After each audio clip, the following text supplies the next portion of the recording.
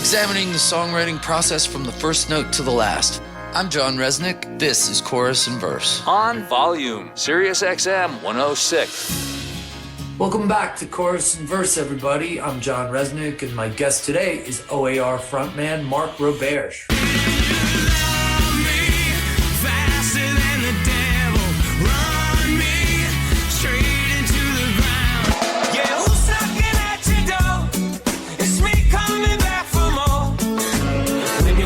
I'm gonna be there. When you wake up, I'm gonna be there. In the house where the heart don't cry, dancing in silver light, and I'm dreaming of you tonight.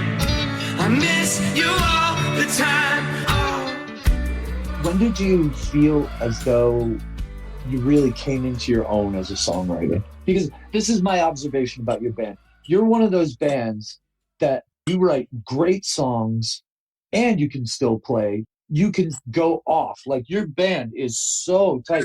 You know, just the little bit of time that I was on stage with you guys, it was just amazing how you guys clicked. Because I remember saying, hey, can we do it a couple of BPMs quicker? You know, like maybe speed it up just a touch. Your guys were just like, boom, boom, done. And we were, thank you. You know, and that's not me doing any of that. So Jerry plays saxophone and guitar and sings and does all kinds of great stuff in music.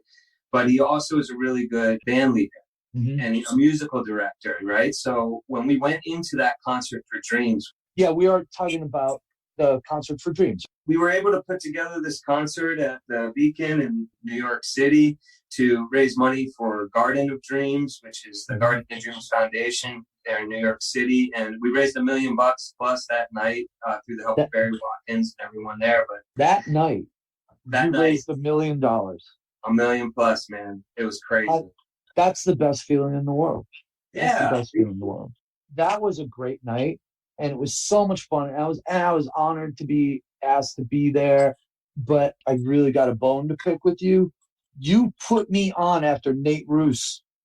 And I'm like, I hate this guy, Marc Roberge. I just hate this guy.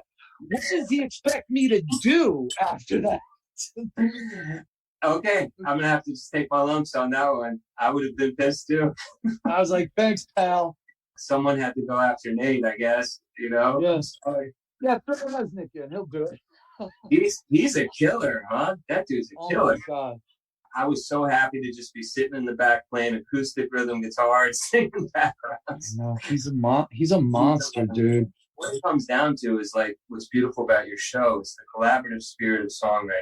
So you can write songs on your own, and they're going to be close to your heart, and probably how you started when you were young, like I did in the basement here, writing songs about my family and friends.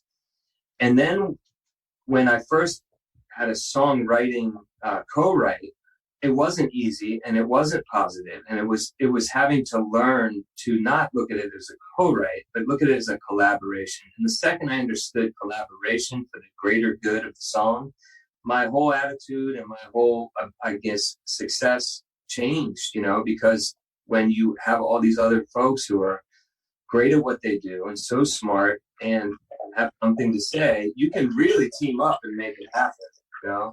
So that's something about songwriting that is a learned thing. I don't think a young person from any city is ready for co-writing at such a young age, because it seems such like someone coming into your house that you never met before, you know? Right. I get it. But, you know, so let's get on to collaboration. I mean, you write with other people for yourself as well as write for other people for them. I try to. When I hear an idea, I'll call that person and go, something hit me and I really think that you'd sound great on this. I really want to make stuff like that happen. Just because over the years we've met so many interesting people. The great joy of collaboration went from really not knowing anyone to now having a few friends that I can rely on for specific feeling. And I'm learning to grow that circle larger and larger, because at the end of the day, I just want to make good songs. However we get there, we get there. You're listening to Chorus and Verse. I'm John Rzeznik, and my guest today is O.A.R. frontman Marc Roberge. I had to learn to collaborate. I mean, I literally sat in a room all the time for 20 years writing songs, and I became successful doing that. I moved into this house out on Long Island, and I was setting up my little home studio in the bedroom. And my wife was at work, and I was home alone. And I was just like, I can't do this anymore. I can't sit here in a bubble trying to come up with songs, And that's when I really started working with Greg Wattenberg. He brought so much to the table. I always say, like, when I work with Wattenberg, the best collaboration is when I'm sitting in a room with a couple of guys and we're just cracking jokes and having a good time. And then, whoa, all of a sudden, shit, where'd that song come from? That's very much what it's like working with Greg and Derek Furman. I just love that. My wife will say, and we make jokes about, like, I'm at the studio and we're working, but I don't know what we're doing. I mean, it's categorized under work, like it includes eating, making jokes, talking crazy, and watching YouTube clips. Yeah. And then you go down to Nashville, and this is an entirely different experience. I met with Nathan Chapman down there, Blair Daly, Kevin Cage. Can you tell me about that? Can you tell me about Nathan Chapman? Because he's somebody who I really consider that guy a very special entity. I was at a Recording Academy meeting. I'm sitting at the table. I'm looking across, and I see Nathan Chapman. I say to myself, I know what he's done, and so far what I'm hearing in this room, he's incredibly smart and humble. And during lunch, I call my wife, and we had like a lunch break, and she says, listen, you have to go up to people and talk to people. You have, it's my whole life. It's been my wife telling me, go and talk to someone. And I'm really held back. So like I mentioned earlier, I'm now trying to really talk and communicate. She said, go up to him and ask him to write with you. And this would never have crossed my mind in a million years. I just went up to him and said, hey, man, I'm Mark. And I think I told him who he was. I know you're Nathan Chapman. Can we? You know that, right? And he said, okay, I'll get back to you. Basically, that sounds amazing. Let me get your email. And he could have left it there, but he did email me, and he said, you know what, I got a date, and he gave me the date.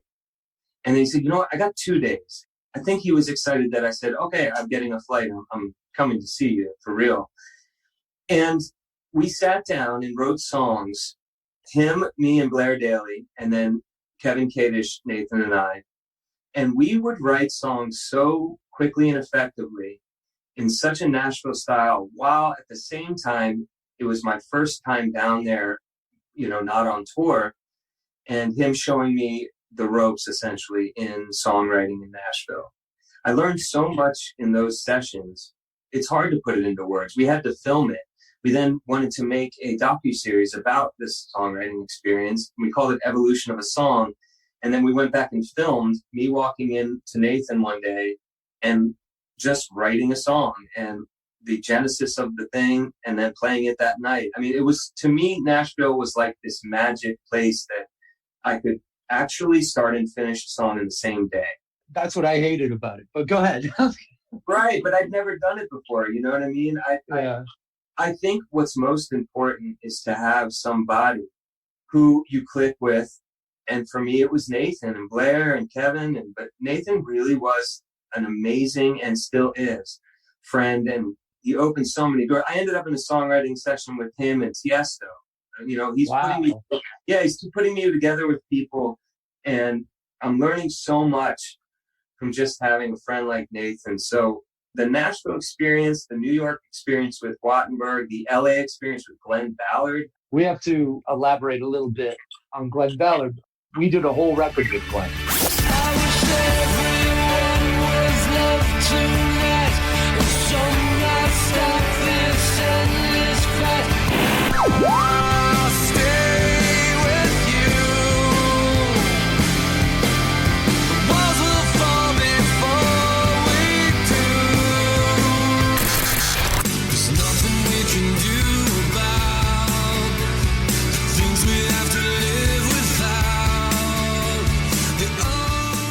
And I walked away from those sessions feeling like he had this ability to make everything you did just feel important. And he's such an insanely talented person. And he's such a gentleman. Oh my God, like the nicest most connected. I mean, connected in the sense of you're speaking to him. He's looking at you in the eye and taking in what you're saying. Yeah. So for Glenn, I mean, the first time we were playing in LA one night and I saw a gentleman on the stage and then he was gone. Someone said, "Oh, that was Glenn Ballard. He was here checking you out." And I honestly didn't even believe it. I was like, "Yeah, right. It was some other dude." Years go by. I didn't even follow up. I didn't believe what they said. I know who he was. And then our manager, Bruce Spohr, had been working with Dave Matthews and Glenn. And he said, "Mark, I think you and Richard should go right with Glenn."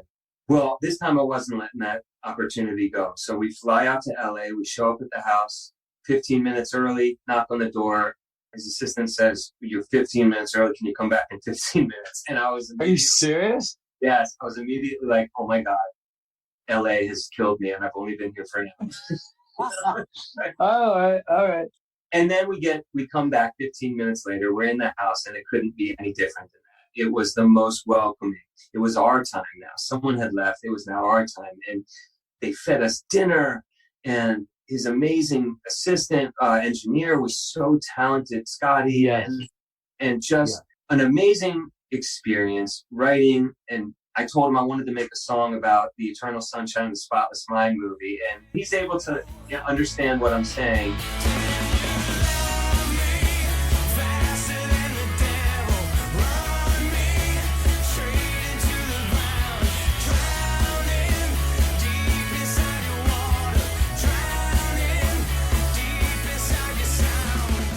And that was it. And so we continued to work together on a few other things. And every time I've spent time with Glenn, I've been better for it. I know that. I look forward to another time. I really want to reach out to him again because I haven't spoken to him in a while. Now, when you guys do a whole album, do you use one producer for the whole thing, or do you like to change it up and use a few guys? Oh, I love that question because most people want to know these answers. For our experience, we have done one producer for the whole thing. John Alasia, Jerry Harrison. Jerry Harrison is an amazing producer. Yeah, the Talking Heads, right? So everything he brings to the table is going through a filter, a Talking Heads filter, which is really cool. And we've also done the make an album, and then Rob Cavallo comes along at the end and goes, "Hey, what about this?" And that has been really cool because I think I like that, another collaborative experience. So, I mean, the only multiple producers on full albums, I don't know that we've done that other than band guys like all of us producing tracks along with a producer who makes sense of it all, Right, yeah. That's been a good experience as well because I think it validates a lot of the things you maybe don't believe in yourself enough as a producer because you're conditioned to think, well, I'm just the dude who sings the songs on stage. I can't produce. But, I think we can if we just have someone to translate what we're saying into making it sound right. Mm-hmm. I always feel like I just wear guys out.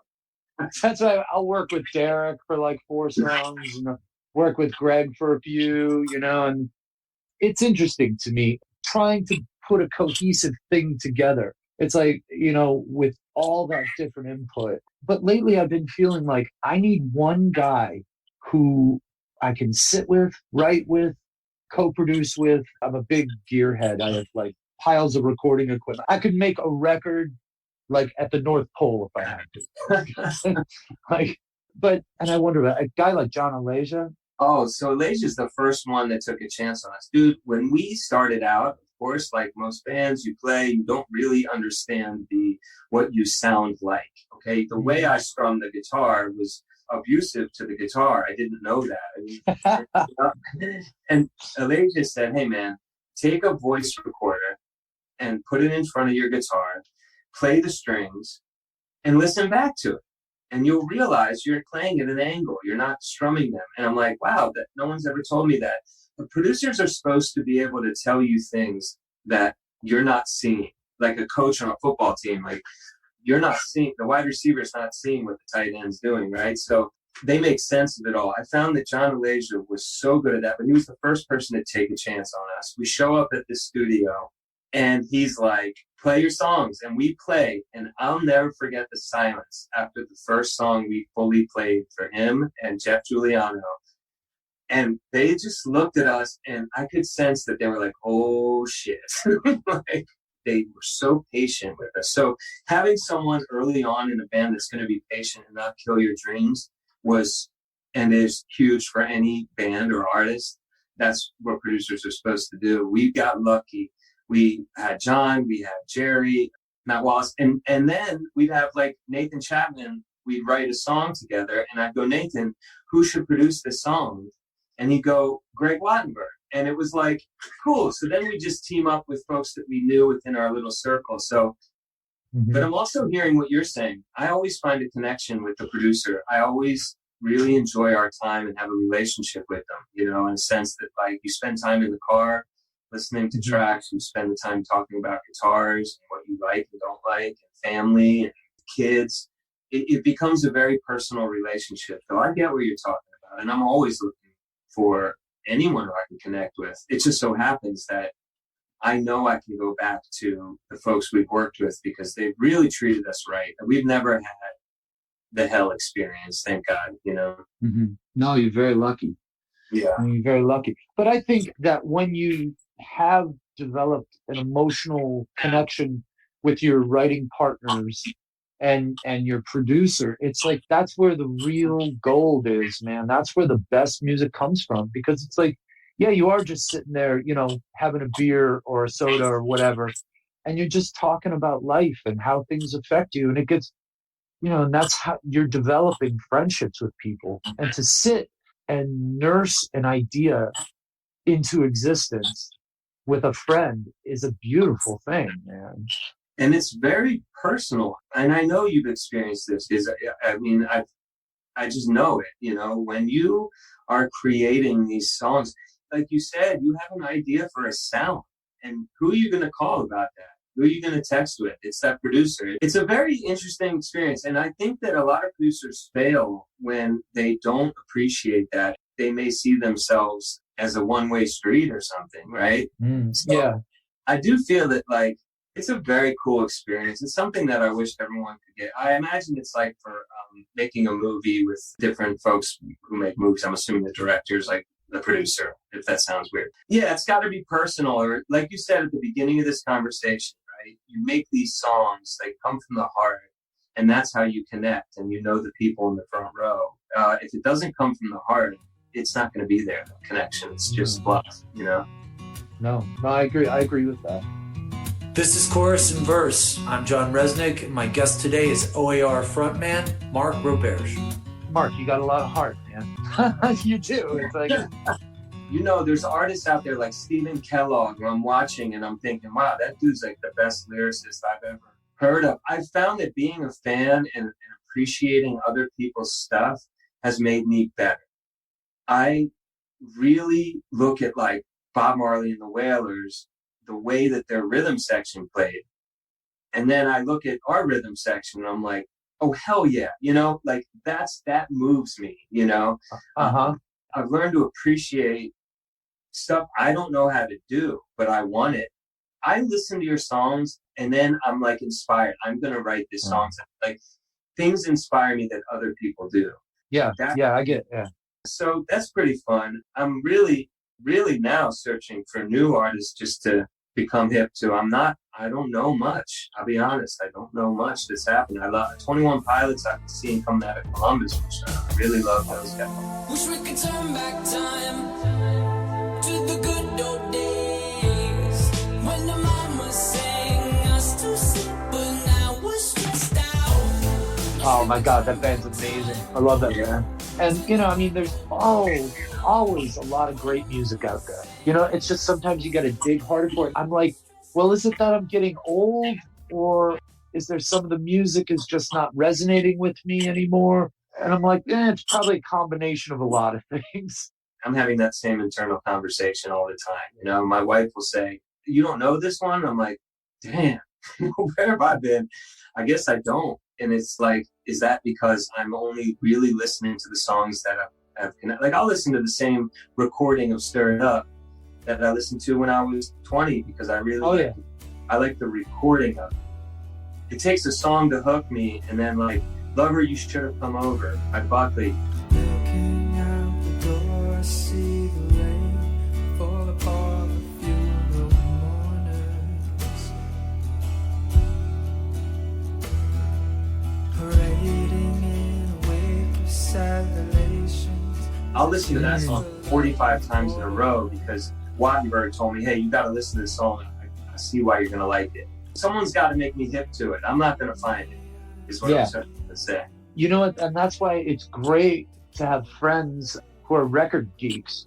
I used to have a friend named Dave Olka, and he ran a small independent record store, and he would feed me mixtapes. He helped mold the way I listened to music and what I was writing. Dude, that's what it takes, you know, and you got to be open to it. I've gone through times, of course, where I've not wanted to hear anything that anyone had to send, but there's always the one that cuts through and it sticks with you for a long time. And that's why you're always hesitant to tell somebody, hey, you got to listen to this, because you want to make sure that, am I recommending something that's going to resonate for real? Or because it's almost a reflection of you, what you're recommending. It's like, right. I feel like it was like, that guy's got horrible taste in music. Yeah. All of a sudden, they don't ever call you back ever again. So our time is almost up. Is there anything you want to touch on? Oh no, dude! I've just enjoyed talking to you. I've been meaning to do this for a really long time. I don't live that far away from you. Please give me a call and let's get together and hang, man. I know it's a lot to ask, but I'd love to sit around and talk about some songs, maybe. Yeah, man. Around. Oh, hell yeah. Any day of the week, man. You let me know. I'll be there. That'll be awesome. Thanks. What you were saying about that hang, it's really like that there. He's created a really, really good environment. I got a little room in the back. It's private. It's awesome. And just good vibe, I'm excited to see it because I didn't get a chance to, and he's, Greg is up in Connecticut right now. Doing his thing, and yeah. I'll drag him back into the city once we get some sort of answers here. I like I said, it's like it's just so everything's up in the air. I mean, we didn't even touch on the touring aspect, but I know this is a songwriting show, so. I mean, do you write on tour? That was what I was asking. Oh my God, I don't write on tour because every tour we're like, guys, sound check, we're writing, and we do it once or twice, and then it falls apart. Not and nobody's fault, but yeah, I've never been able to write on tour. I've always set up a studio and had all the best intentions. But once I'm going, my regiment to get ready for that show takes all day long, and I don't think I have the energy to do the writing. Well, if you are out there in the audience and you've never seen O.A.R, when we are all able to go out into the world again, do yourself a favor and go see these guys because it is a fantastic experience. Dude, you're so nice, man. Thank you so much. I really appreciate it. All right, everybody. I want to thank my guest, Marc Roberge, for coming on from the great band O.A.R. Check them out any way you can during these strange times. And hopefully we'll be seeing you out there, Marc. And I appreciate you taking the time to chat with me and share some of your insights and knowledge. Dude, thank you very much, man. I appreciate it. I know I'm a little chatterbox, but... No, dude, I love it. I love it.